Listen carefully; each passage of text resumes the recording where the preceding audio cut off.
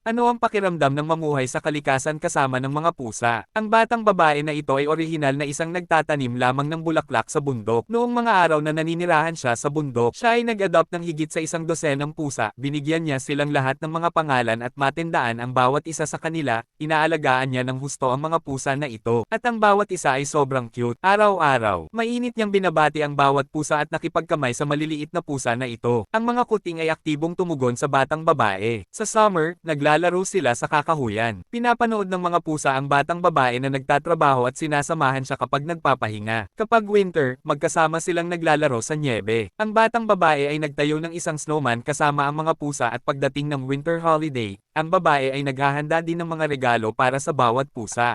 Siyempre, hindi mo kailangang mag-alala kung sila ay nilalamig.